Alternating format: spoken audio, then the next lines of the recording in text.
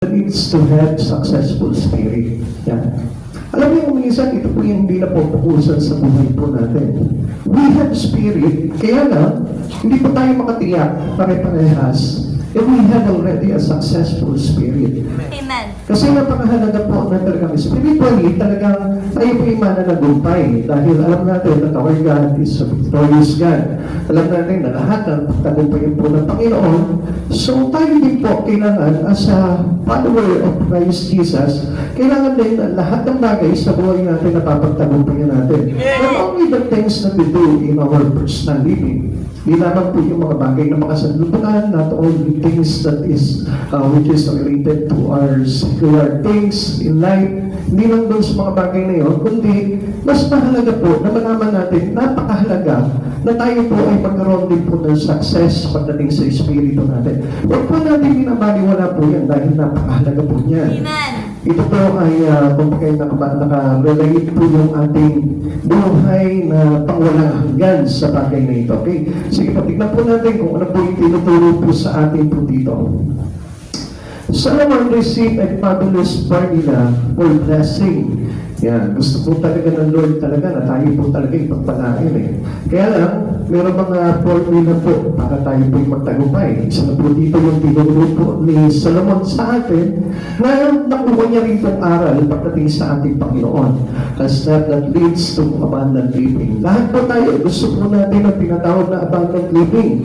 Gusto po natin yung mabuhay po tayo na masagana, kasiyasiya. Kaya naman po, kaya hindi mangyari sa buhay po natin yan. Kasi yung focus po natin, it's not about in our spirit, but it's about the Word. Doon sa mga bagay na makasamliputan lamang sa mga bagay na makamundo. Kaya kahit na sa pagsisikap natin, umaman tayo sa mundo na ito, still, there is something missing for us. Amen. Meron pa rin kulang. At hindi po natin makapansin na kung minsan nadadaya po tayo doon sa mga bagay niyo. Sige, okay, nagpapayaman tayo sa mundo nito, nagpapagaling po tayo sa mundo nito. We are having a lot of things in life. Amen. Meron tayo, kaya lang, mayroong bagay na napakahalaga sa buhay natin na wala naman. At yun ay hindi natin makukuha kung hindi magtatagumpay yung espiritu natin. And obviously, with God, with Jesus in our life. Amen. Or else, without Christ Jesus, hindi po talaga tayo magkakaroon ng tinatawag na success in our spirit. Basic rules that lead to daily victory. Ano po ba ito mga rules na kailangan po natin? Ano po? At ito po yung kailangan natin para magtagumpay po tayo at hindi po tayo madaig sa espiritu. At huwag po natin ipakawa na bahala na para parang umiisan, parang alam niyo po, ang Kristyanismo, parang ganito na lang eh. Yung relation natin sa Lord, parang halimbawa na kapag hindi mo gusto yung pagkain, iniisang tabi mo na lang yan at inaabot na lang ang pagkapanis. So, huwag po natin sayangin na parang ganun lamang yung ating relasyon sa Panginoon. Kailangan po yan, lagi natin pinapahalagahan. Now, tingnan po natin itong mga pag-ibulang tuntunin para po tayo magtagumpay sa ating espiritu. The needs to have successful spirit. Unang-una, number one na kailangan po talaga natin is to have humility. Humility make us Christ-like. Alam niyo po ba napakahalaga na kapag tayo po mismo, we imitate Christ into our life. Napakahalaga po niyan. Like for example, sa mundong ito, marami tayong mga ini-imitate. Marami tayong ginagaya. Marami tayong gustang tularan. Example, yung mga kilala natin, mga sikat na entrepreneur, yung mga mayayamang tao sa mundo, yung mga tanyag at mga talagang successful. Yan po yung mga tinutularan natin, or else yung mga sikat na mga artista. Di ba? Last night, napanood po namin, imagine that, di ba? Sino po dito yung mga pinakilig ni John Hilario? Wow, John Hilario lang, napakilig pa tayo, no? Kung kinilig ka kay John Hilario, mas dapat kiligin tayo sa Panginoon. Dahil ang Lord talaga ang totoong tagumpay. Kasi wala naman maidudulot sa atin yung mga tao na yun. Supposed to be, okay, we inspire to them doon sa mga larangan ng kanilang pinasok, pero we're not the same. Hindi tayo katulad, hindi tayo magkakapareho. And especially, ang pinakadapat na tayo po yung magkaroon ng pagkakatulad ay katulad ng sa ating Panginoong Hesukristo. Dahil doon nakapaloob lahat ng tagumpay na kailangan natin. And without Christ Jesus in our life, I tell you, kahit na gaano makayaman sa mundong ito, hindi talaga tayo magiging successful pagdating sa buhay po natin. Now, we need to be Christ-like. Una-una, to be Christ-like, kailangan natin talaga na tayo po yung mag-humble talaga sa Panginoon. Ano sabi niyo po dito? Be not wise in thine own eyes. Huwag natin ipagyabang yung ating sariling nakakayanan. To avoid being conceit. Ayaw po kasi ng Lord na tayo po yung maging mayabang. Ayaw ng Lord na tayo yung maging panalo. Na kahit na po yung anuman yung mga bagay na meron tayo dito sa mundong ito, hindi po natin ipinagmamakapulihan. Like for example, sabihin po natin na ikaw isang maganda, isang sabihin po natin na talagang nahangaan ka dahil sa kagandahan mo o dahil sa iyong figure. So, hindi pa rin po natin kailangan ipagyapang yan, di ba? So, mostly, tingnan niyo po, dito po ay nagkakaroon ng great impact which is deceiving many people around us. Pagdating po sa kasikatan, ang dami nating hinihinahangaan at tinutularan natin, and sometimes gusto natin maging ganun tayo. Which is, alam natin na hindi pa pwede dahil hindi tayo ang pwedeng hangaan, kundi the one that gives to us that precious things in you. Like for example, nung nagandahan mo, sino ba ang nagbigay niyan? Ang Panginoon. Kaya dapat lahat ng papuri is yung dinadala palagi natin sa Panginoon. Ibinibigay natin lahat ng kapurihan sa Panginoon. Alam niyo, a person to make him humble, yung kapag marunong po siyang tumanaw ng lahat ng magagandang bagay na ginawa sa kanya ng Panginoon. Halimbawa, let's say, naging successful ka sa pag-aaral mo, sa trabaho mo, lahat po ng glory niyan, ibinibigay natin sa Panginoon. This is how we connect to God about our humiliation. Yung ating pagiging humble sa Panginoon. Alam mo, karaniwan po kasi, ganito po yan. Karaniwan po kasi sa atin, kapag nagtatagumpay tayo dito sa mundo na ito, masyado tayo nagiging matayog. Parang nakikita natin yung sarili natin, nakahaya na natin ang lahat ng bagay at nakakalimutan natin, for the help of God in you, hindi mo makakamit yung bagay niyo. At yun yung napakahalaga na laging natatanim sa isipan natin. Hindi ko makakuha itong bagay nito without the help of God. Hindi ako magiging ganito without the help of God. Hindi ako yayaman without the help of God. Hindi ako sisikat without the help of God. Everything was connected to God. Lahat ay nandoon sa kapurihan ng Panginoon. This is how we become humble. Hindi po yung kumagay parang maganda ako kasi maganda yung mga magulang ko eh. Nagiging mataas yung ating pagkakilala sa sarili po natin. O kaya naman, naging successful ka sa career mo, nagiging mataas yung pride po natin. Kaya po tayo, parang nagiging panalo tayo sa harapan ng Panginoon. Sabi po ng awit ng Kahigaan, chapter 3, verse 7. Huwag nang ipagyabang ang iyong nalalaman, igalang mo't sundin si Yahweh, at lumayo sa kasamaan. Ulitin po natin. Huwag mong ipagyabang ang iyong nalalaman. Igalang mo't sundin si Yahweh. Sino daw ang naman natin sundin? Ang Panginoon. Not a man. Hindi ang tao. Sapagkat ang tao, okay, we inspired by somebody. Pwede tayo ma-inspired sa kanila. Pwede natin sila halimbawa an example. Pero the great example that we need to have in our life is Jesus. Siya lamang po yun. Huwag po tayo magkakamali doon. Minsan, mas malaki yung paghanga natin sa artista kaysa sa Diyos. Minsan, mas malaki yung paghanga natin sa sarili natin kaysa sa Diyos. Minsan, mas malaki yung ating paghanga at pagtitiwala sa tao kaysa sa Diyos. Minsan nga po, alam niyo po, mas nakikinig pa po tayo sa tao kaysa sa Diyos. Mas especially kapag yung ginagawa sa iyo ng Diyos is not favorable to your life. Sometimes that all these things na ginagawa sa akin ng Panginoon is not favorable to me. Minsan may ganun po tayong attitude eh. Kasi ang gusto lang natin, parang ini-spoil lang tayo ng Lord. Kaya nga sometimes nawawala yung ating humility. Nawawala yung pagiging humble natin sa Kanya. Alam niyo, kadalasan po, ang tao nagiging humble lang sa Lord kapag pinagpapala. Kaya kung napapansin niyo po ba yung kay Job? Kay Job, ano sabi po ng Diablo? Sabi ng Diablo kay Yahweh, kaya lang naman yan nagiging tapat sa'yo dahil pinayaman mo siya eh. Alam niyo po, ang kaisipan ng tao, ganyan eh. Yung kaisipan ng demonyo, yun yung mismo parang na-adapt ng tao. Kaya anong ginawa po ni Yahweh dito kay Job? Sige, subukan mo siya. Huwag mo lang siyang papatayin. Alam niyo, pinakita dito ni Job, yung totoong pagiging humble niya pagdating sa Lord.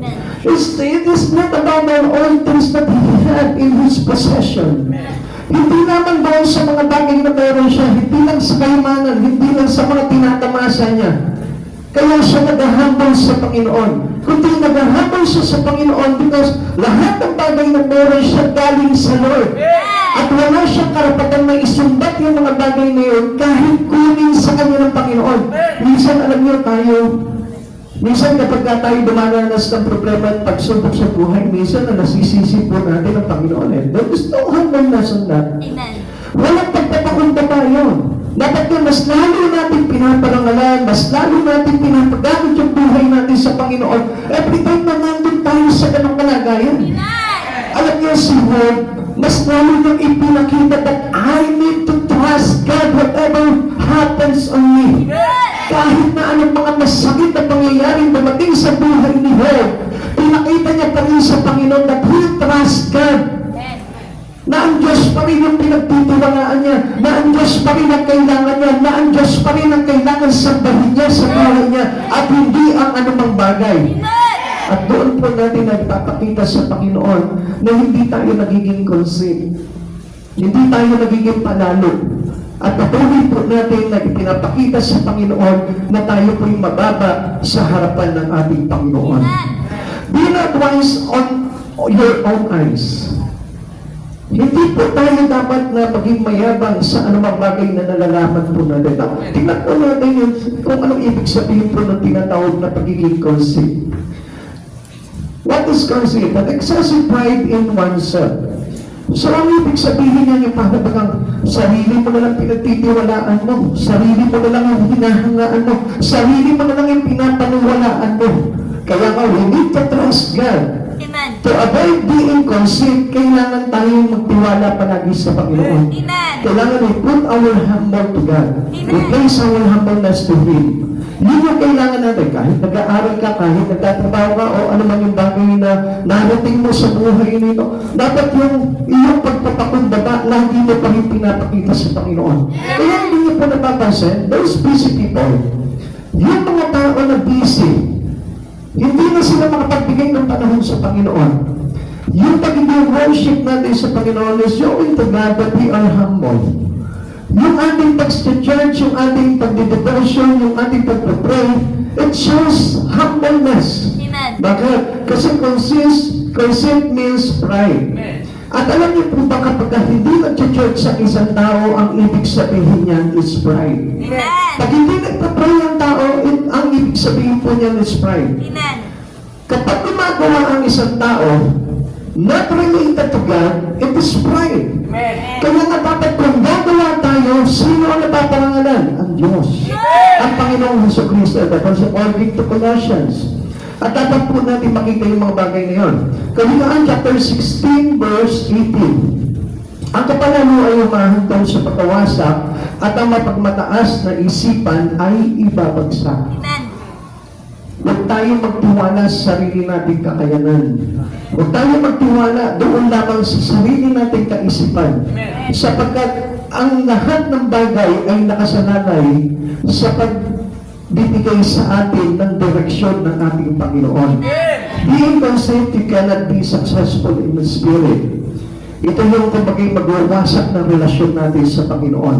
Kaya kung hindi po natin napapansin, kapag ang isang tao nagmamalaki sa sarili po niya, kadalasan po yan nahihiwalay sa Panginoon. Sapagkat our God is a humble God. Amen. And we cannot be prideful. We cannot be conceit. Hindi tayo pa pwedeng maging mayabang. Hindi tayo pa pwedeng mapagmalaki at mapagmataas. Or else, yung ating Espiritu, the Spirit of God will be contradicted baliktad.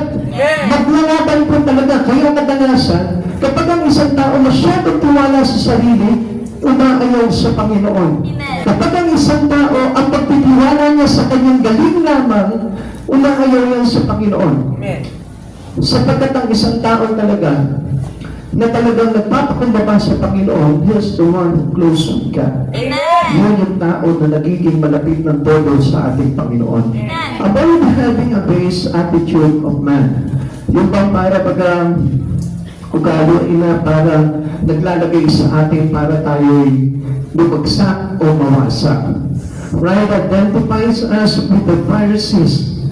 Kilala po natin ang mga Pariseyo. Mga Pariseyo po talaga, pinagyayabang po lang nila yung kanilang mga natutunan, yung kanilang mga nalalaman. Pero, in relations to God, they are zero.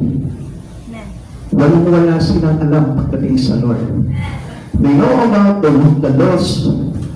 Alam nila yung mga given decree ng Panginoon, pero still, hindi naman po nila kilala ang Diyos sa buhay po nila. That was pride. Maraming po sa atin Pariseyo. Maraming po sa atin. It is saying that the pride of the Pharisee.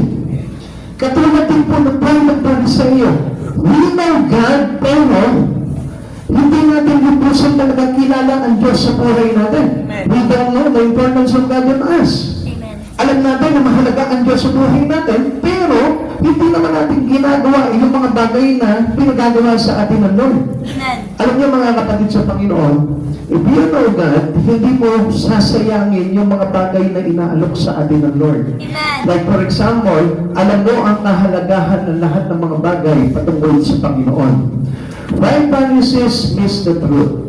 Yun yung katotohanan na akala natin na kapag kilala lang natin ang Lord, subalit hindi naman tayo talaga nananangan sa Kanya, ang akala na natin, nandun na tayo. Naabot na natin yung kinikailangan ng Panginoon sa atin. Hindi po iyon ang kailangan po talaga. Ano po ba yung kailangan natin? Ang kailangan natin is to live in the truth of Jesus. Yung tayo na mamuhay sa katotohanan sa Panginoong Jesucristo at hindi doon sa balagtot na kaisipan na ginagamitan lamang ng karunungan ng mga tao dito sa mundong ito. Hindi po iyan parehas. Sapagkat yung karunungan ng mundo, it is contradicted with the given wisdom of God to everyone who receive Him. Kapatid sa Panginoon magkaibigan, kaya hindi po natin pwede po talagang gamitin yan. Kaya nga sabi sa atin, nung kanilang pinasa po natin, ang sabi sa atin, huwag natin ipagyabang yung ating natutunan lamang, yung ating sariling kaalaman. Consider the humility of Jesus. You must stay humble. Kailangan lagi tayo kahit na sabihin mo, ikaw yung pinakamatalino, ikaw yung pinakamagaling, ikaw yung pinakasikat, you still remain humble. Amen. Katulad po ni Jesus. Si Jesus, alam niya yung kanyang pinanggalingan. Alam niya kung saan siya belong. Alam niya kung ano yung dala-dala niyang kapangyarihan. At alam niya na siya'y mula sa langit. Pero, he stayed on his humbleness. Pinakita niya dito na hindi siya kumagay parang, alam niyo ba na doon sa panunuya ng tao sa kanya, kung pwede siya gumawa palagi ng mga himala. He can destroy the people who mock him. Kaya niya wasakin ng ganyan, pero anong ginawa niya? He keeps on silent. Because our silence means our humbleness. Di ba mapapansin nyo, yung mga tahimik lang kumisan, yun yung mga parang mababait, di ba? Pero yung mga maiingay, yung maraming laging sinasabi, parang kumisan, parang pag pinakinggan mo sila, it is irritated to your ear. Parang ang sakit sa tenga pa natin pakinggan yung mga sinasabi nila. Kasi kung minsan parang wala na sa konteksto, wala na sa usapan, wala na doon sa mga pinag-uusapan. Pero salita pa rin siya ng salita. Parang nakaka-irritable na sa tenga po, di ba? Pero kapag kayong isang tao na parang tahimik lang, nararamdaman mo sa kanya yung parang kababaan ng loob. At parang nandun yung desire, yung willingness mo na ang sarap pakinggan nito pag nagsalita to. Kasi nga, binihira magsalita eh. Di ba? Kapag ang isang tao, di ba, bihira magsalita, agad yung inaabangan yung sasabihin niya. At tuloy, kung minsan, hindi mo nga alam kung ano yung boses niya eh. Hindi mo nakilala yung boses niya. Pero pag nagsalita naman, para si Christ, pag nagsalita siya, puno-puno ng kapangyarihan. Our Jesus is a silent God. Hindi siya mayabang. Hindi siya makakapagmapuli sa sarili niya. Kundi kapag nagsalita naman siya, puno-puno po ng kapangyarihan yung bawat salita niya. Kaya consider this humility of Jesus. He had a humble birth in stable. Ipinanganak lang siya sa sabsaban. He made himself of no reputation. Ipinanganak siya, isinilang siya, at galing siya sa pamilya ng isang karpintero. He took upon himself the form of his servant. Bumaba siya dito, hindi para paglikuran, kundi para maging alipin. He became obedient to the death of the cross. Naglingkod siya. At walang hangganan yung kanyang paglilingkod. Hindi niya sinabi na pag ako nakilala na nilang Diyos, hindi na ako maglilingkod. Actually, siya pa nga yung pumipigil eh. Kapag ka nagpapagaling siya, kung mapapansin niyo po ito, if you remind yourself with the words of God, ano po yung sinabi niya dito kapag nagpagaling siya? Kapag nagpatawad siya, ang sinasabi niya, huwag mong ipagmakingay kung sino nagpagaling sa iyo. Huwag mong sabihin kung sino ang nagpagaling sa iyo. Parang sinasabi niya, no, huwag na munang ipagmakinggan yan. Kasi parang kung sa ating mga tao yan, sige, sabihin mo sa kanila para makakilala nila kung sino ko. Diba? Halimbawa, let's say, magaling ka, ano po? Pag kami ginawa kang isang bagay ngayon na parang makikita mo makakapagmakapuli sa'yo, ano sasabihin mo? Uy, ako may gawa yan. Diba? Let's say, halimbawa, ginawa ko yung monumento ni Rizal. Diba? Pagka ngayon nagpupunta yung mga turismo, tinitignan nila yung monumento ni Rizal, ikaw nakatayo ka doon, ako gumawa niyan. Ganun po yung klase ng tao eh. Mahilig po tayo na para ipagmakapuri yung ating mga ginawa, ipagmakapuri yung ating mga accomplishment. Pero ang Diyos na ito, lahat ng miracle na ginawa niya, halos parang gusto niya pang tabunan lang eh. Parang ayaw niya pang magpakilala eh. Kasi ayaw niya talaga na sumika. Amen. Gusto niya na magawa niya yung kanyang pagsunod hanggang kamatayan. Alam niyo tayo kung minsan parang gusto natin magkaroon lang tayo ng konting accomplishment. Okay, I will do it already. Tapos na, hanggang doon na lang. Pero ang Panginoon continuously until now. Ang sabi sa atin ng Philippians chapter 1 verse 6, siya nagpasimula ng mga magagandang bagay sa ating buhay ay siya rin magtatapos nito. So hindi niya po tinitigilan yung mga katulad natin. Actually, alam na natin na si Jesus yung tagapagligtas natin eh. But still, anong ginagawa ni Jesus? Tinutuloy niya pa rin na ipanalo nga. Hindi ka pa rin niya tinitigilan. Kaya nga kahit natamad ka na mag-church eh, pero anong ginagawa sa iyo ng Lord? Pinagtatagumpayan ka pa rin ng Panginoon. This is the humbleness of God. At kung maiintindihan lang natin, paano pagpapaganda tayo? Yung nagpapatuloy siya na paglingkuran niya tayo. Yung nagpapatuloy siya na maging alipin para sa atin, para lamang tayong maligtas. Samantalang ang tao, hirap na hirap mag-church. Samantalang para sa kaligtasan niya yun. Takot na takot magbasa ng Biblia, takot na takot magbasa o makinig ng salita ng Diyos. Pero ang hindi natin alam, for your salvation, rely on it. Nandun nakapasa ng ating kaligtasan. Pero si Jesus, kaligtasan mo yung kanyang iniintindi, pero hindi siya tumitigil. Samantalang tayo, kaligtasan na natin yung ating ginagawa, di ba? Naglilingkod tayo para dahil tayo niligtas ng Panginoon, pero nagsasama pa rin tayo. Ayaw pa rin natin. Alam niyo mga kapatid sa Panginoon, it is important to have humility in our heart. Napakahalaga na meron tayong kababaan doon pagdating sa ating puso. Philippians chapter 2 verse 5 to 8. Naway magkaroon kayo ng kaisipan na tulad ng kay Kristo Jesus, kahit taglay niya ang kalikasan ng Diyos, hindi niya ipinagpilitang manatiling kapantay ng Diyos. Sa halip, kung saan niyang pinitiwan ang pagiging kapantay ng Diyos. At ang buhay ng isang alipin ipinanganak na bilang tao, at nang siya'y maging tao, nagpakumbaba siya at naging masunurin hanggang kamatayan, maging ito man ay kamatayan sa krus. Ikaw, hanggang kailan ka maglilingkod sa Panginoon? If you are a humble person before the Lord, hindi ka titigil. Amen? Amen.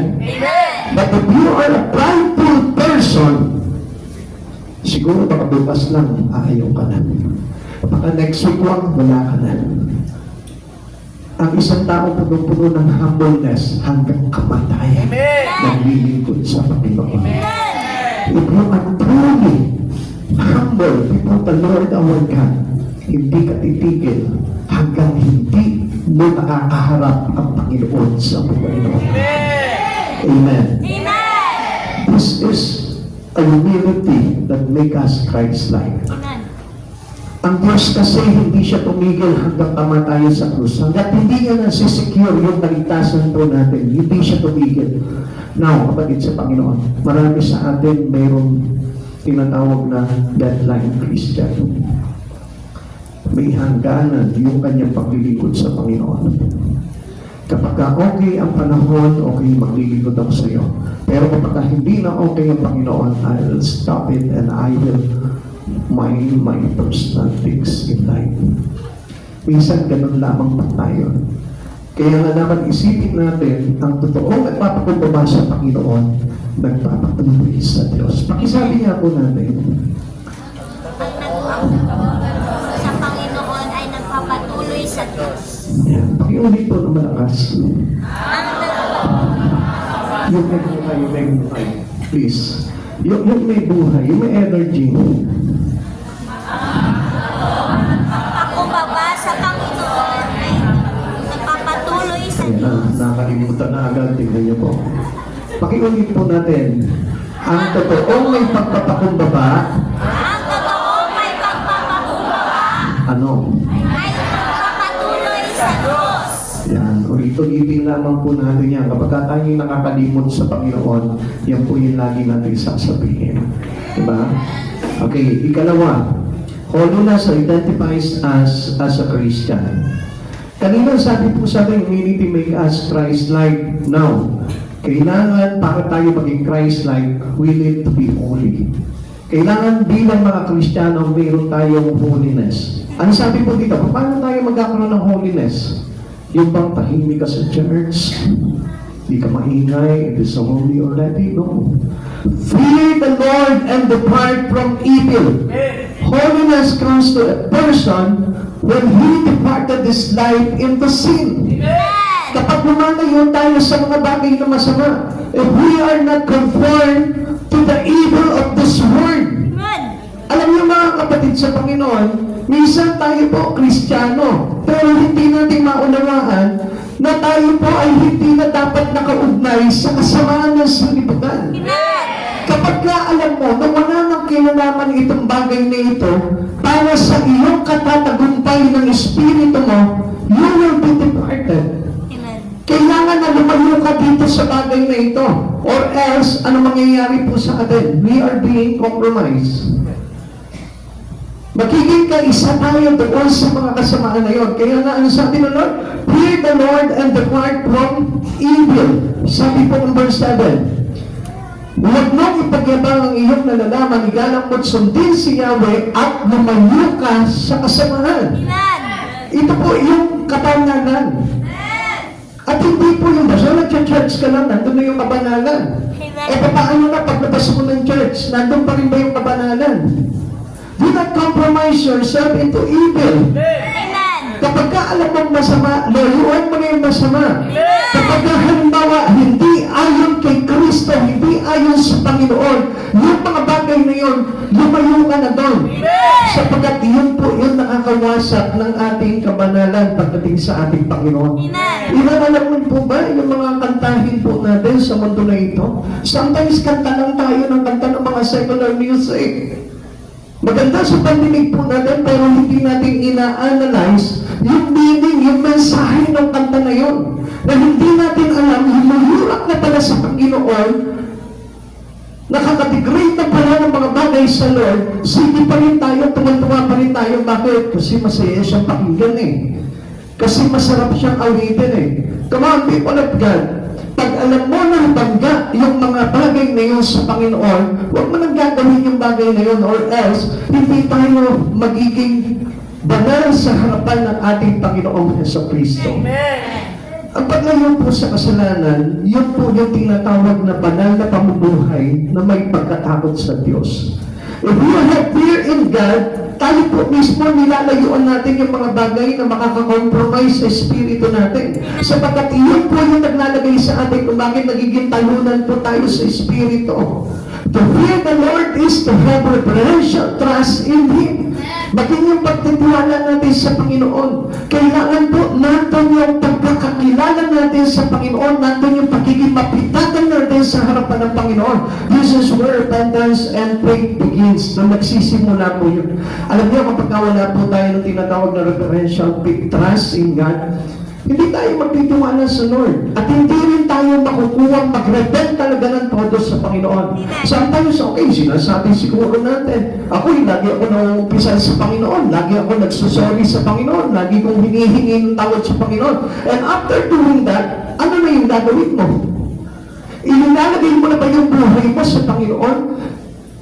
Inilalagay mo na ba yung buhay mo sa kabanalan ng Diyos?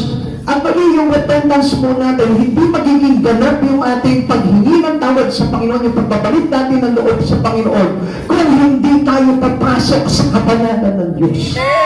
And without that holiness, repentance would be what? Wasted. Sayang lang, baliwala lang, masasayang lang. Kaya nga, yung ating repentance kailangan do an actions to put our life into the holiness of God. Yung kinocommit na natin yung buhay natin sa Panginoon, yung nakikipag-ugnayan na tayo sa Lord, yung nagiging bahagi na tayo ng mga bagay sa Panginoon. Yun po yung panimula ng pananampalataya at panimula ng totoong paghingi at pagbabalik loob sa ating Panginoong Jesucristo. Recognizing our sin, we turn to Him in faith for salvation.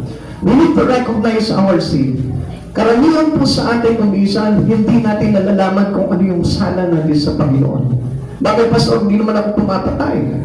Hindi naman ako nangangalunya. Hindi ako magnanakaw. Hindi ako sinungaling. Kaya lang, ayaw mo namang i-involve yung buhay mo kay Kristo. Kaya lang, ayaw mo mabuhay sa kabanalan ng Diyos. So that was sin. Amen. Kung alam naman po natin kung ano yung mga bagay na nakasaad po sa Biblia, makikita po natin ang kahalagahan ng kabanalan. Ang sabi po sa atin ng Biblia, walang makakakita sa Panginoon without holiness.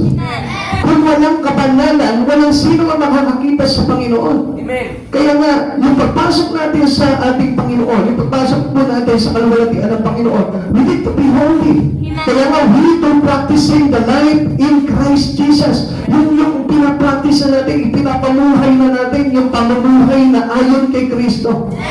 Kaya nga, unang-una, sabi po sa ating ito, humility make us Christ-like. Amen. And then, yung holiness naman identifies us a Christian. Amen. Kaya nga, hindi tayo ma-identify bilang mga Kristiyano, follower Christ, Christ-like, kung tayo po ay nakikiisa pa rin sa kasamaan ng sanlibutan ito. Amen. Kaya nga mga kapatid sa Panginoon, mahalaga na pinapractice po natin yung kabanalan na itinuturo sa atin ng Panginoong Jesucristo. We recognize the holy life of Jesus as our example. Ito po yung pinakamagandang halimbawa natin. Trusting Christ as Savior, we receive the power to live victoriously. Yung lagi tayo nagtatagumpay. Ano po ba yun?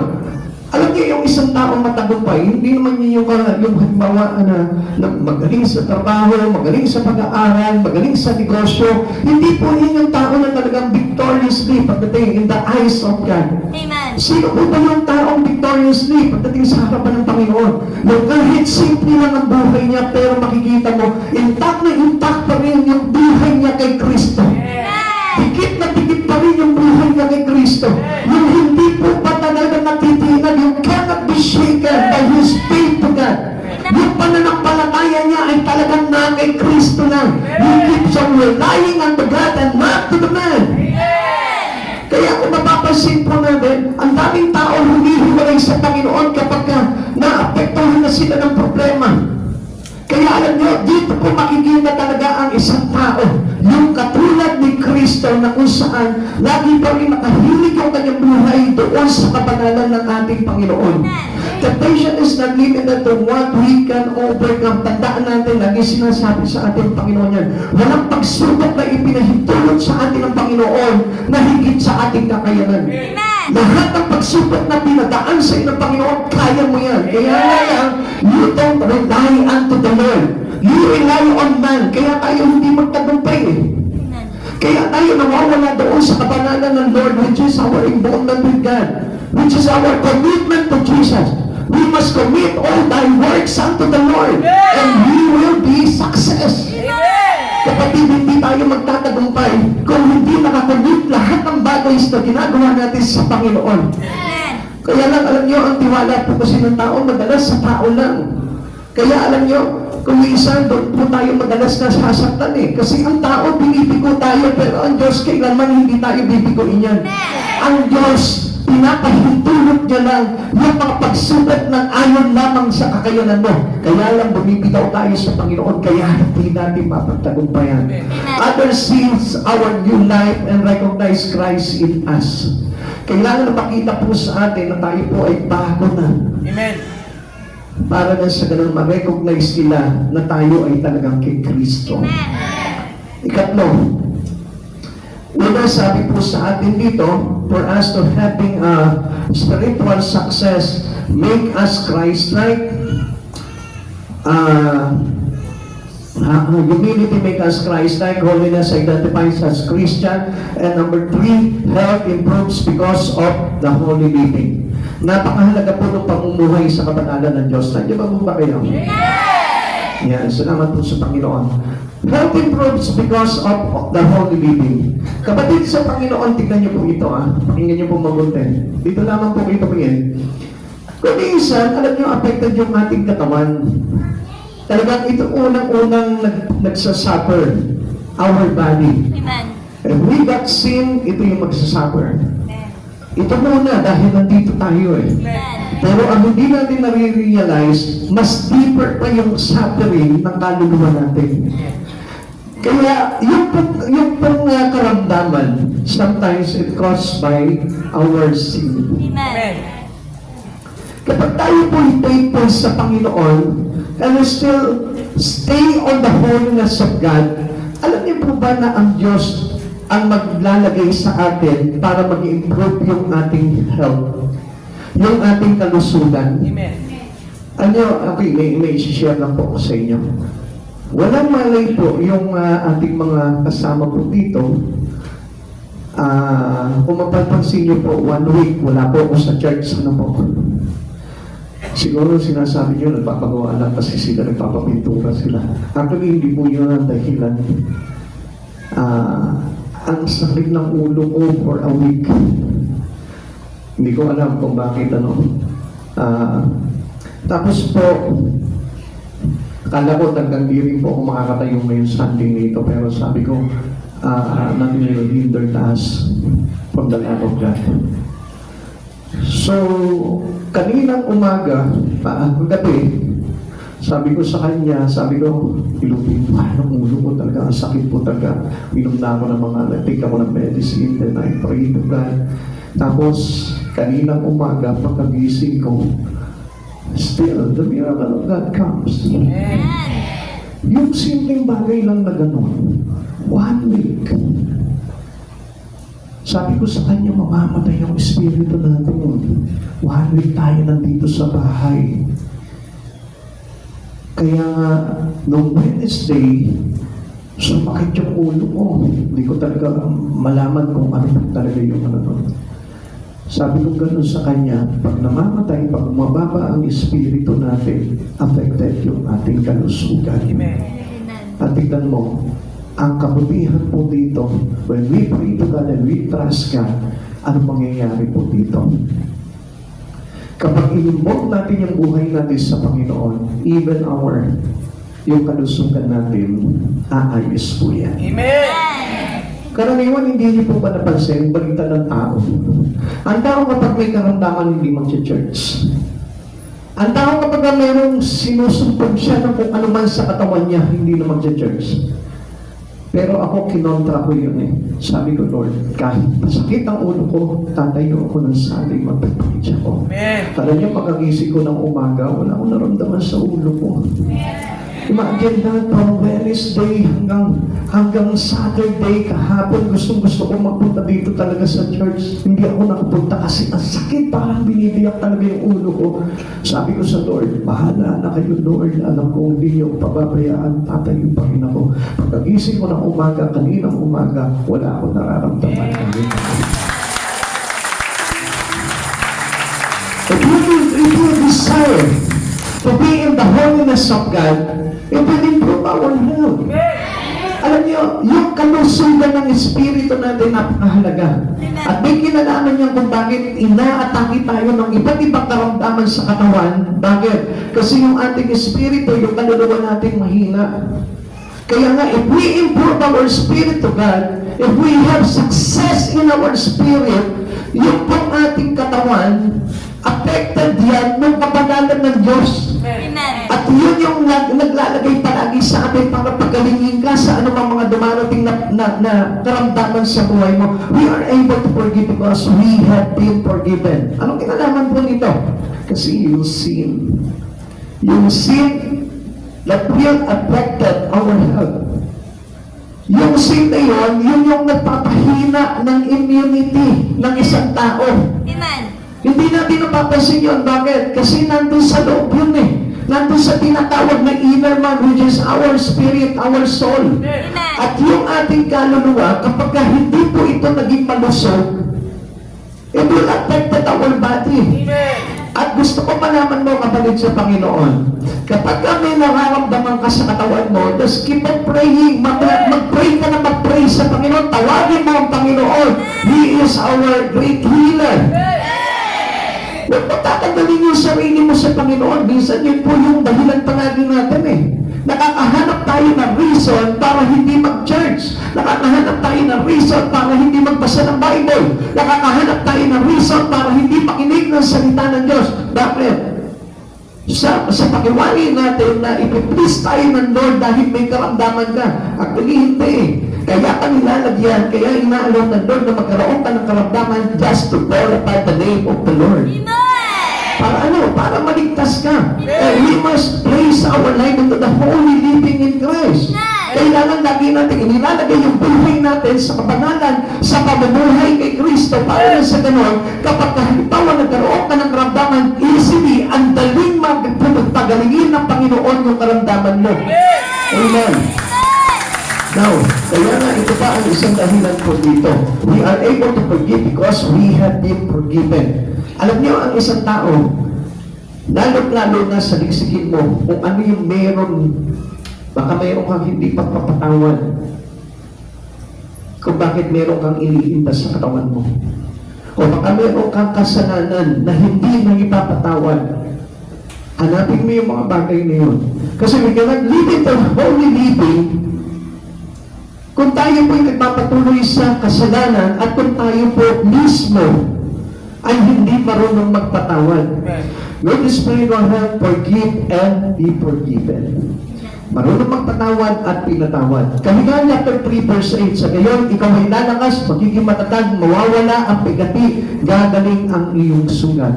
What does it mean? Your wound of sin healed. Amen. Yung ating sugat, yung ating karamdaman sa katawan,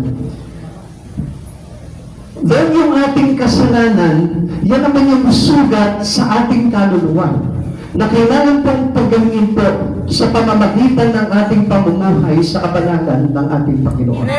Just commit yourself into the Lord. Kailangan huwag kang hihiwalay sa Panginoon. Ang sabi pa po ng awit 103, verse 3, ang lahat kong kasalanan ay siya ang nagpapatawad at anumang aking sakit, ginagamot niyang lahat. Amen. So, meron bang sakit na hindi kayang pagalingin ng Panginoon? Why you suffer? Bakit kailangan na mag-suffer ka na mag-suffer sa karamdaman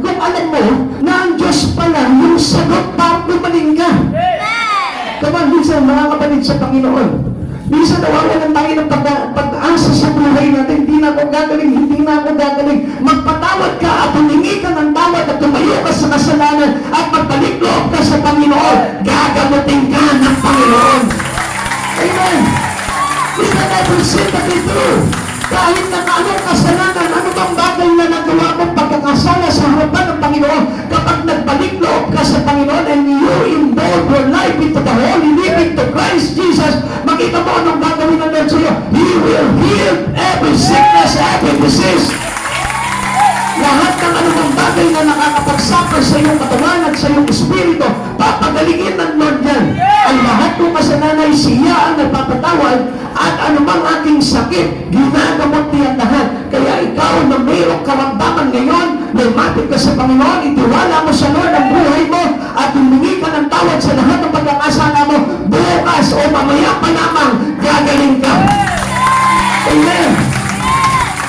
Kaya pala sabi ko sa Lord, nung napag-aralan ko ito, kaya pala Lord, pinakita mo sa akin na tatlong araw ako kung sakit-sakit ang ulo mo. Sabi ko, kahit na anong iinom ko ng gamot, hindi nawawala yung sakit ng ulo mo. Yung pala, ang gusto ko lang talaga pala sa akin, i-involve ko ng todo sa'yo. Kasi araw-araw naman po talaga kami nasa Panginoon. Araw-araw po kami na nandito at nag-agawa po talaga kami sa Lord. Tapos, dito nga po, siguro, pinahintulot ng Lord na 1 week, wala po kami dito.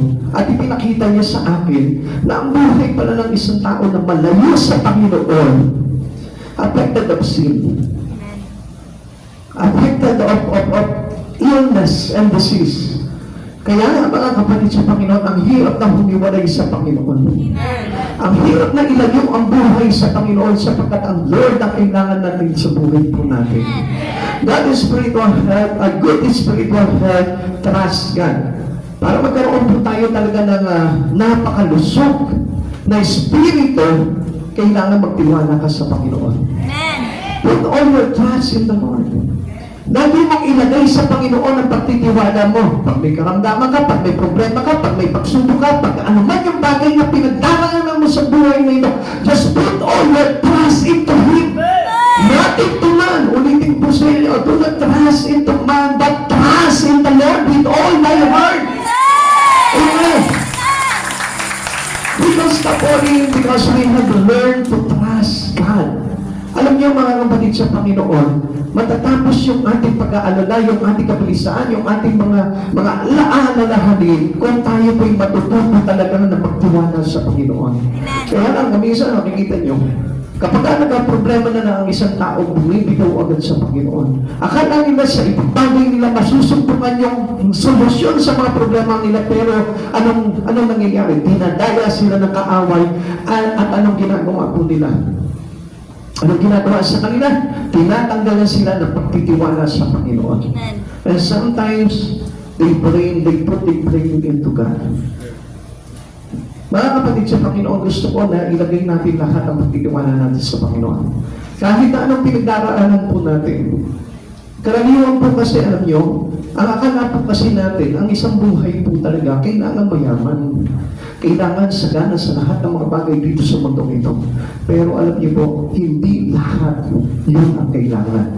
Kaya kung mapapansin ninyo, ang Lord, sagana sa kaalaman ng Panginoon. Pero bakit, kung makikita ng tao na bakit mayroong walang-wala, mayroong sobra-sobra naman, mayroong nandito sa katamtaman lang, may mayaman talaga.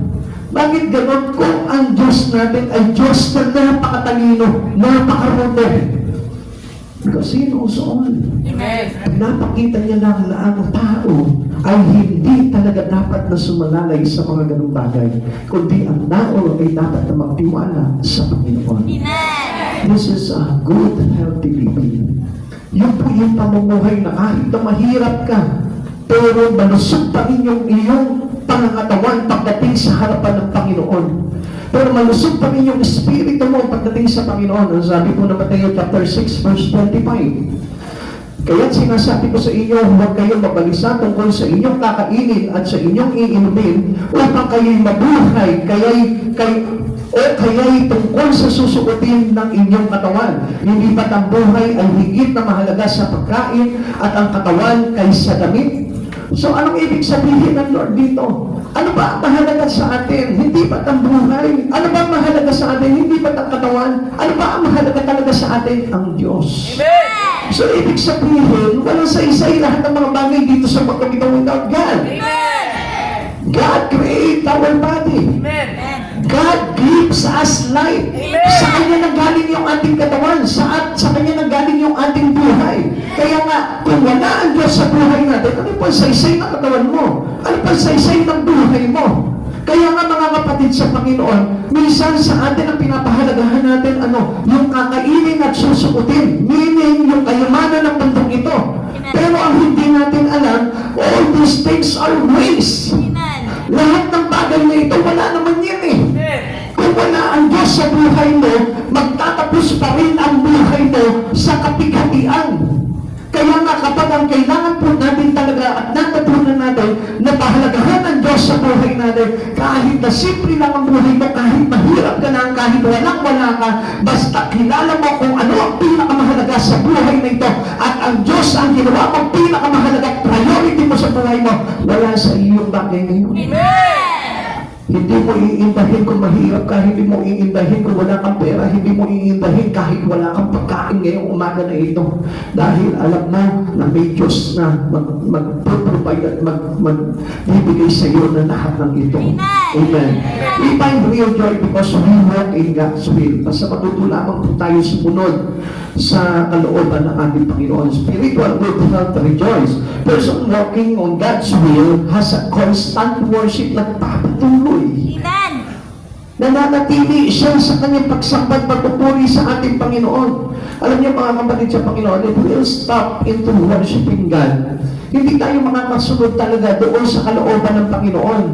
Kaya nga, ang napakahalaga po sa atin, for us to have spiritual success, kailangan tayo'y nagpapatuloy.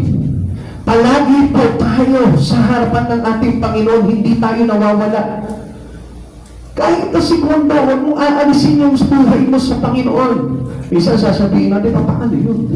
Sunday lang naman. Hindi, meron na tayong Wednesday ngayon. Amen. Yung Wednesday tayo ngayon, kaya lang kayo yung wala. Kaya nga tinatawag po tayo ng Panginoon para hindi tayo mawala sa Panginoon. Huwag kayong masapatan doon sa isang araw lamang. I tell you, ito po yung talagang katotohanan. Gusto niyo magkaroon ng spiritual success? Dapat lagi mong i-involve yung buhay mo sa anumang mga bagay na pinagagawa sa atin ng Panginoon. Yun po yung working into God's will. Kung ano yung gusto ng Lord, pag sinabi ng Lord sa'yo, hindi sa sumating ka kahit mahirap, kahit gabi na, kahit wala kang masakyan. Pag wala kang masakyan, di sabihin mo kay Pastor, pahatid naman ako sa bahay mo. Sige, hahatid kita, baka makapag-church ka lang na maybe. Okay ba yun? Hindi pa rin. Ay wala na tayong magagawa doon pag hindi pa rin ubra yun. Paano tayo makakalakad into God's will? If we disconnect our life into the holy living to God, at paano tayo magkakaroon ng good health without making our spiritual health bad?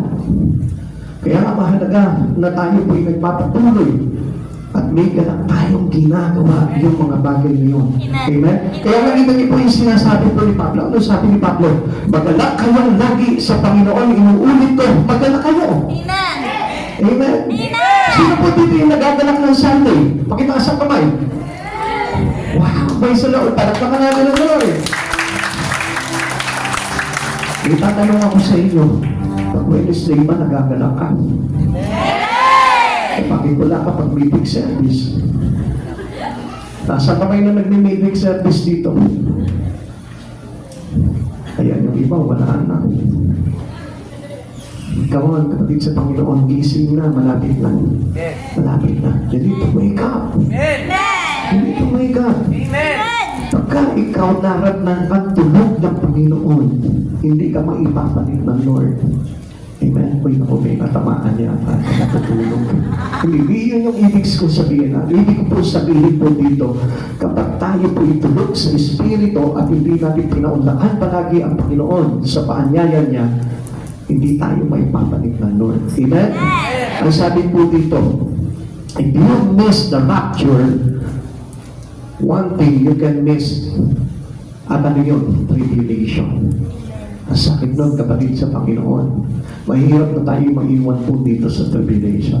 Rejoice means worship God always. And it will put us into a good health. Amen. Pag may karamdaman ka, kunting sakit lang ng ulo, worship pa rin, church pa rin. Pag may problema ka, wala ng pera, worship pa rin. Piliin pa rin yun.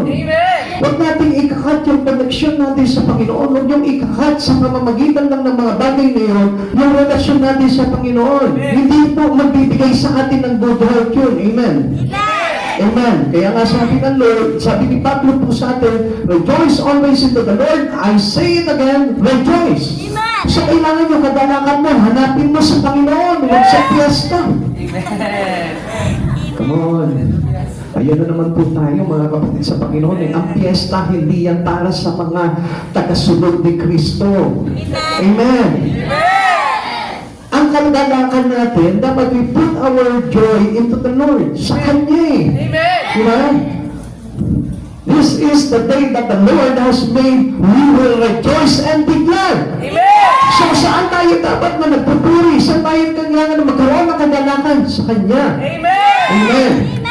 O sino yung mga nakipagpiesta dyan? Repent.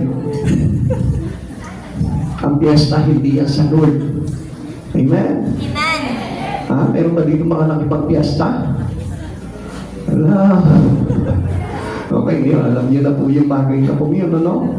Ang piyesta po kasi sa mga patron po yan.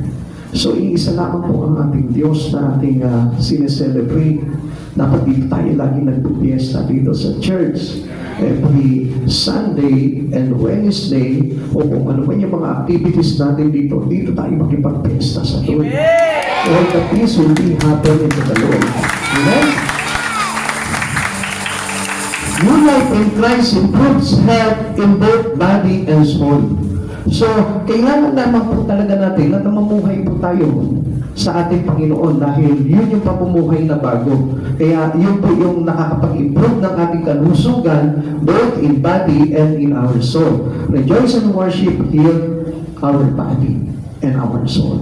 Kaya nga kapag tayo po ay lagi po na nagsumasamba pagdating sa ating Panginoon, doon po tayo napapagaling sa lahat ng ating karamdaman sa katawan man o sa ating kaluluwa. At last, yung ating pang-apat po dito is honoring God in giving increases His blessing. Karamihan po sa atin, questionable pa rin po sa atin bilang mga mananampalataya ito. Sometimes, alam nga po natin na i-honor ang Panginoon but not into the blessings that we have that given to us by God. Honor the Lord with substances. Sabi po sa atin ng Kawikaan chapter 3 verse 9, parangalan mo si Yahweh sa pamamagitan ng iyong mga kayamanan at mula sa iyong mga pinakamainam na ani, siya ay iyong handugan. So alam niyo po bang bakit tinuturo sa atin ng Panginoon ito yung pagbibigay, yung masaganang pagkakaloob sa ating Panginoon? Because this is how we know by God. Dito tayo makikilala ng Panginoon kung talaga, if we are truly to Him, kung talagang tayo yung totoo. Kapatid, hindi niyo po pa napapansin, kung minsan, yung isang bagay sa buhay mo ang hirap bitawan. Let's say, pangalanan po natin itong bagay na ito, pera. Pakiulit nga po, pera. Itong bagay na ito, ang hirap bitawan. Tama po ba? Tama po ba? Minsan nga, pinaghirapan mong kitain to, tapos sa isang iglap lang, ibabayad mo na agad sa Sentelco. Ibabayad mo na agad doon sa renta. Amen? Ang hirap masakit bitawan. Pero bakit ang Diyos nandito sa kabila mo? Binibitawan mo agad. Ang bilis mong bitawan. Now, ito yung bagay na tinuturo sa atin ng Panginoon. Kung ano yung meron tayo minsan, ganito yan. Minsan, nagre-request tayo sa Lord. We keep on praying, Lord, payamanin mo ko, payamanin mo ko. Hindi mo maalam. Mas mayaman ka, mas malaki yung kailangan na pag-ibig mo sa Panginoon. Amen. Alam mo kung bakit? Kasi kung maliit ang pag-ibig mo at mayaman ka, pag hiningin ka ng Panginoon, paano mo maibibigay sa Kanya? Tatandaan niyo po ba yung binatang mayaman? Ano sabi po nito? Panginoon, paano po ako magkakaroon ng buhay na walang hanggan?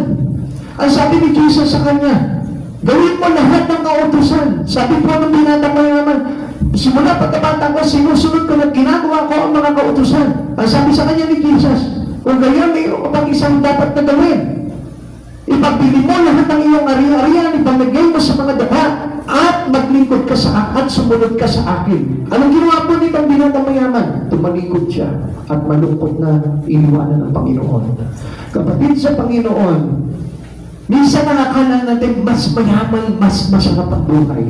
Mas mayaman, kailangan mas malaki ang pag-ibig mo sa Lord. Or else, kapag sinubukan ng Panginoon, baka hindi mo mabitawan yung kayamanan mo. Amen. Kaya nga tayo tinuturuan ng Panginoon to bless our Lord with all our substances para na sa ganun, masukat ng Panginoon gaano mo siya minamahal. Amen. Alam niyo, sa kapirasong pera na meron tayo, nahihirapan tayong bitawan ito kahit na sa anong bagay. And one more, sa Panginoon. Minsan, kapag halimbawa, ibabayad mo sa mga babayarin mo, nahihirapan ka, natatakot kang bitawan yung pera na yun. Ako, baka maubusan na ako, wala na akong mabili ng ganito, wala na akong mabili ng ganito. Kaya hindi ka nagbabayad. And one more, kung halimbawa, ang Lord ang humihingi sa inyo, paano mong bibitawan yan? Kaya nga mga kapatid sa Panginoon, the more you have a big heart to the Lord, the more easily we give up any possessions that you have in your hand. Amen. Madali mong bibitawan yan kung malaki ang pag-ibig mo talaga sa Panginoon. Kaya nga, trust the Lord. Amen.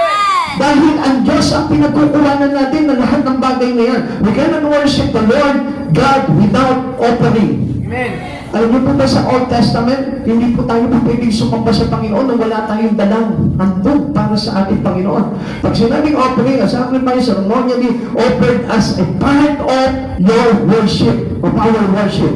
Nakita niyo po si Abraham. Binigyan siya ng anak, pero anong hiningi sa kanya ng Panginoon? Yung kanyang anak. Amen. Amen. Amen. So, kung papasinin po natin, ang hirap bitawan nun. Kasi ang tagal nilang unang anak, pero ang hihingin pa ng Lord, yung biyaya na ibinigay sa kanilang anak. Ano sasabihin po dapat ni Abraham nun? Panginoon, ikaw ang nangako sa amin, nabibigyan mo kami ng anak. At mula dito, doon mo pararamihin ang aking mga inapo. Bakit ko unin mo? Hindi niya kinwestiyon ang Lord doon. But he can easily offer Isaac to God. Amen. Kaya ano nangyari po dito? Kaya nga po, nag-prosper na todo ang buhay po nito si Abraham kasi hindi siya nasubok ng Panginoon. Amen. Kaya nga ano po sabi ng Biblia? That God is our provider. Amen. Amen? Amen. That God is our El Shaddai. Amen. Siya po yung ating El Shaddai. He is the provider of our life. Kaya nga wala tayong dapat na matakot, hindi tayo dapat matakot sa pagkakaloob sa Panginoon dahil pagpapakita ng laki ng pag-ibig natin yan at pagtitiwala kay Yahweh. Amen. Giving teaches us the joy by living by faith. Yung pong ating kagalakan na mamuhay sa pananampalataya sa Panginoon. Peter says, I am praying to give. Faith says, I'm so blessed and I can't withhold. Hindi ako mapipigilan sa aking pagkakaloob at paghahandog sa Panginoon. Bakit? Because I trust God. I have faith in God. I know that God will provide everything on me. I know that God will sustain my life. Siya yung magbibigay na lahat ng pangangailangan ko sa buhay na ito. And why do I fear? Bakit maraming tao natatakot pagdating sa mga bagay na ito? Kapatid sa Panginoon, if you want to have a successful spirit, dapat itong apat na bagay nito ang dapat natin matutunan basically in our Christian life. Amen. Una, humility make us Christ-like. Ikalawa, holiness identify us as Christian. That improves because of holy living, and last, honoring God in giving increases in blessing. Tayo po lahat magsitayo sa Panginoon. Hindi po ba napakadali lamang po dito mga bagay nito? Kung tutuusin, alam niyo mga kapatid sa Panginoon, every one of us can easily learn and do what about we hear today. Kung talagang sisikapin lamang po natin gagawin ang mga bagay ngayon, madali lamang po magtagumpay sa Espiritu. At hindi po tayo malalaglag at mahuhulog sa pandarayan at kaaway kung tayo po ay matututo sa mga bagay na inaaral sa ating Panginoon. Pag nilay-nilayan po natin itong mga bagay dito, dahil ang Diyos natin gusto po talaga tayong patatakin at patibayin sa ating spiritual na relasyon sa Kanya. Sa pagkakalam ng Panginoon sa huling araw, marami po ang talaga ang tatalikod sa Kanya.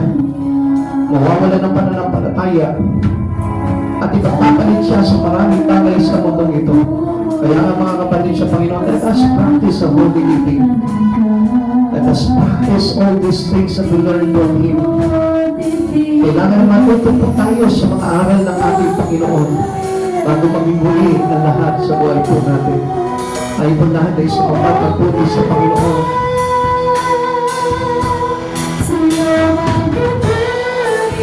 We thank you, Lord. Hallelujah.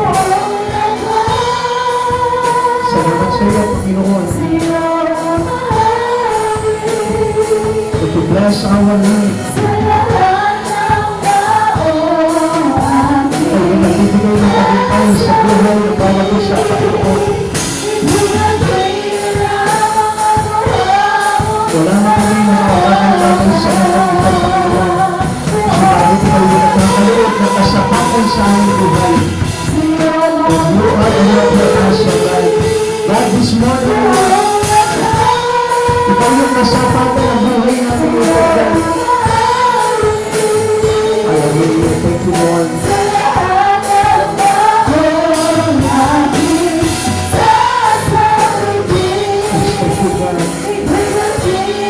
Salamat sa biyaya ng salita mo, Panginoon. Salamat sa Espiritu mo, Panginoon. Napatuloy na tumatawag sa aming pagpapalapit sa iyo, God. Salamat sa Lord.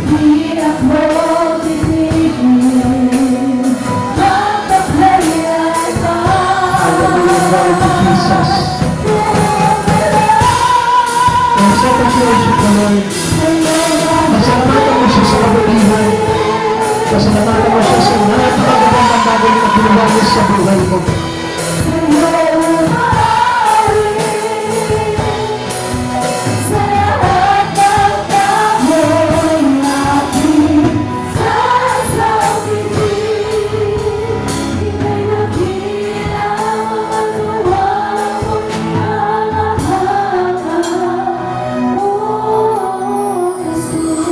Isang bagay ang pinagkamapuri ko sa Panginoon na sa kabila ng pagiging simpleng buhay lamang ang mayroon po ang inyong lingkod sa buhay na ito. Pero alam niyo po ba kung ano yung nakakatuwa? Yung mga bagay na hindi kayang bilhin ng salapin o hindi kaya tumbasan ng mga bagay-bagay na meron ng daigdig na ito ay madali namin natatanggap pagdating sa ating Panginoon. Alam niyo po ba, kanina pa lamang po, habang nag-umpisa tayo, halos tinutulog ng Panginoon yung puso ko. Bakit? Pinakita niya sa akin na ang Lord talaga ang may kontrol ng buhay na ito. Tagal na po ako naglilingkod sa Panginoon. Tagal na ako nagpapahayag. Pero still, ang Lord, hindi po siya nagsasawa ng pagtutulong sa akin. Sa maliit na bagay lamang po, simpleng bagay. Katulad nga po noon, pinakita niya sa akin Alam niyo po kasi ang Diyos, mahilig po siya talaga na magbigay po sa atin ng isang sitwasyon para matuto tayo.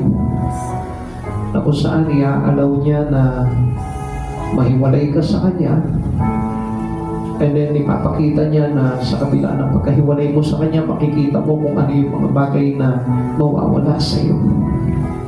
At isang bagay na naramdaman ko, not only that sickness, hindi lamang po yung sakit ng aking ulo, naramdaman ko doon, kundi yung parang kang nangungulila, yung parang kulang na kulang yung buhay mo, alam niyo, pag naramdaman niyo lang yung bagay na yun, ikaw mismo, sasabihin mo, Lord, ayoko na umiwalay sa iyo kahit isang araw lang. Sasabihin mo sa Panginoon, Lord, huwag mo mong aalisin sa iyo kahit isang segundo. Ang hirap. Pag nasanay na yung buhay mo na nakahimik sa Panginoon, ang hirap mo wala sa Lord. Mas mamatamisin mo pa na lagi ka walang pera. Lagi ka wala na kung ano pang bagay. Mas mahirap kung mawawala ang Diyos sa tabi mo. Although alam natin na ang Diyos hindi tayo iniiwan. Pero kapatid sa Panginoon, huwag mo na pangarapin pa na hiwalayan ka ng Lord na ito. Although ang ating Panginoon is a long-suffering God, sa pag-aakala natin, hindi naman ako napapahamak. Kahit naman ganito lang ang nagagawa ko, okay naman ako. Yes. Totoo yan. Pero what about your soul?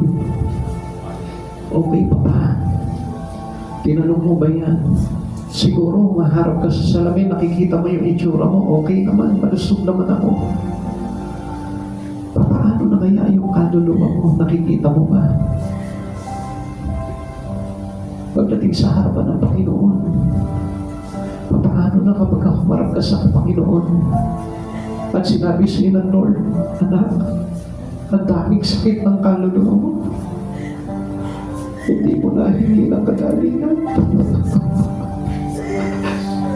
Paano kung hindi mo na pagsisihan yung mga bagay na yun? At nakita mo lang maayos ang itsura mo panglabas. Pero yung paloob mo, puro karamdaman pala. Puro sakit pala. Puro cancer pala. Sabi ko sa Panginoon, Lord, di bali lang hindi ako maging mayaman. Di bali lang hindi ako katulad ng mga nakikita ko. Nahinangaan ko sa mundo na ito ang mahalaga. Hindi mawala ang paghanga ko sa iyo. Dahil ikaw yung dapat at karapat-dapat lamang nahangaan ng isang katulad ko. Ang Diyos na puno-puno ng pag-ibig para sa kaluluwa na naghahanap sa Kanya. Kaya sa oras na ito, mag-anak ka, kapatid, dahil ang kaligtasan ay nilalagay sa puso mo ng ating Panginoon. At hindi na mawawalig yan kailanman kung patuloy ka na magkakaroon ng kaganakan at patuloy kang ilalapit ang buhay mo sa ating Panginoon. Kapatid sa Panginoon, let us all rejoice sapagkat ang Diyos na ito na nangungusap sa bawat isa sa atin ang nagsasabi sa ating lahat, mag-alak ang lagi sa Panginoon. Inuulit ko, mag-alak ka. Sapagkat we having Christ Jesus in our life is having all the things that we need. Truly, yung totoo na kailangan ng isang katulad natin, yung totoo na kailangan natin sa kaluluwa, yung totoo na kailangan natin sa buhay na walang hanggan. And that was Christ Jesus. He will fulfill everything. Siya po yung magpupuno ng lahat na nawala sa atin sa buhay na ito.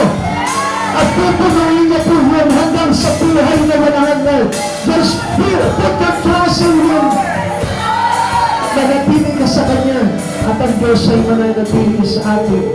Sa iyong piling ng siyang nais mo, ngunit ang pag-ibig ko ay nasa puso ko.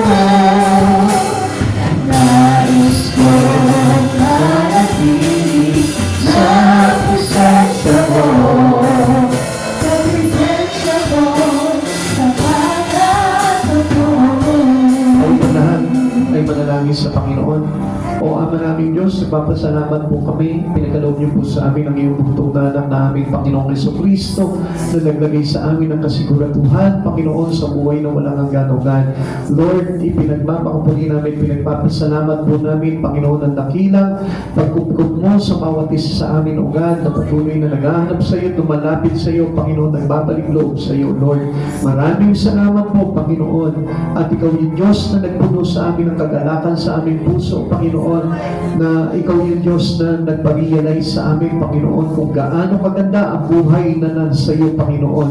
Salamat po sa biyayang ito, O God. Huwag po kayaan, Panginoon, na patuloy pa po kami mabulagan ng sanlibutan ito, O Lord, at makita namin, Panginoon, ang kaningningan, ng liwanag na mabuting balita ng tungkol sa iyo, Panginoong Jesus. Maraming salamat po, Lord. Patuloy mo po kami, Panginoon, na ingatan, Panginoon, sa pamamagitan ng iyong banal na dugo, Panginoon. Ilayo mo po kami, Panginoon, sa tukso ng daigdig na ito, O God, upang sa ganon, Panginoon, hindi na kami mawalay pa sa iyo, Panginoon, at manatili ang aming buhay, Panginoon, nagsusumikap sa mga bagay, sa kabanalan mo po lamang, Panginoong Jesus. Maraming salamat po. Pagpalain mo po, Panginoon, ang bawat isa sa amin, O God, upang sa ganon, Panginoon, Lord, hindi po kami madaya ng sanlibutan na ito, Panginoon, na nagpapala ng buhay ng tao, subalit nag-aalis naman sa Kanya, sa Kanyang relasyon sa iyo, O God. Panginoon, maraming salamat po, Panginoon.